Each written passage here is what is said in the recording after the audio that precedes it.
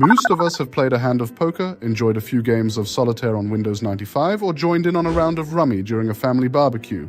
Card games are old friends. The oldest surviving historical reference to a card game is from China's Tang dynasty in the 9th century. The Arabs brought card games to Europe in the late 14th century, where they quickly gained traction.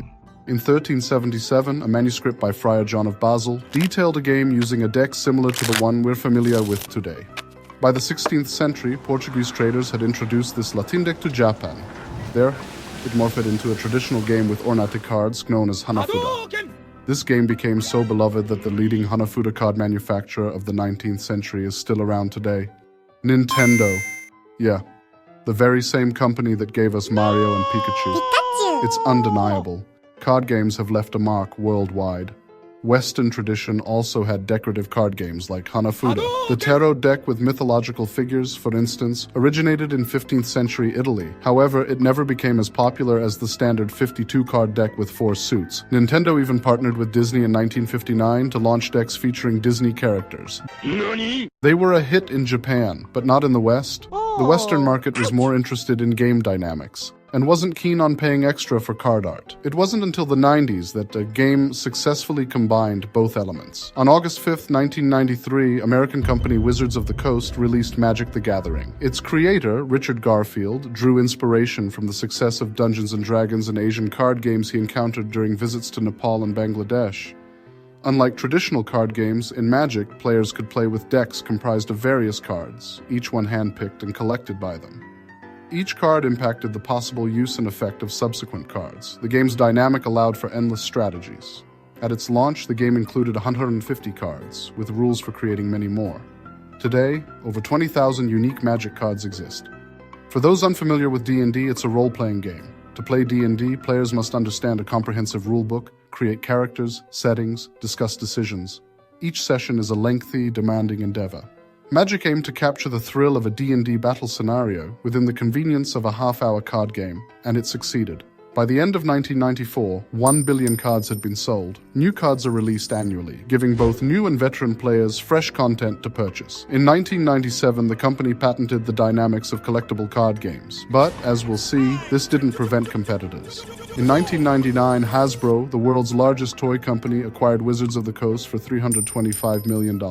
Although official figures aren't disclosed, analysts estimate that Magic generates around $500 million annually in profit for Hasbro. Magic's success didn't go unnoticed in the East. With Americans loving D&D, Nintendo launched their beloved character set, Pokemon, in 1996. That October, they introduced the Pokemon trading card game. It was a sensation. Nintendo smartly partnered with Wizards of the Coast to distribute Pokemon cards in the West, leveraging Magic's fame to help popularize Pokemon globally. By 2003, Pikachu and Friends dominated, and Nintendo transferred all game rights to a subsidiary, the Pokemon Company. While we don't have full financial data, the Pokemon Company reports record-breaking sales. Between March 2022 and March 2023, 9.7 billion Pokemon cards were sold worldwide, accumulating 53 billion since its 1996 launch.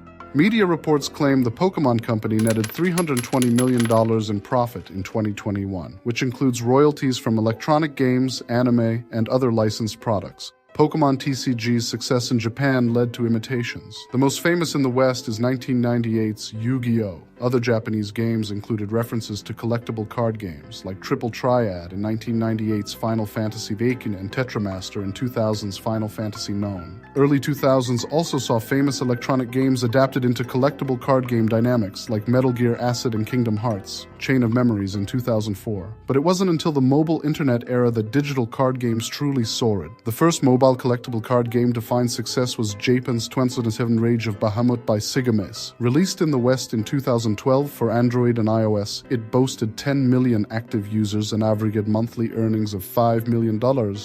However, the first heavyweight card game for mobile was 2014's Hearthstone Heroes of Warcraft by Blizzard. Mirrored Magic and Pokemon. Take a renowned universe or character set with an existing fanbase and develop an addicting card game around it. Blizzard, the creators of World of Warcraft, one of the most successful online RPGs ever, launched Hearthstone as an online collectible card game. Designed to be easily accessible with matches under 10 minutes, it catered to casual players. Sure, the success was monumental. Hearthstone was 2014's Game of the Year. By year's end, it had 25 million active users, jumping to 40 million by 2015's end and maintained similar numbers through 2017.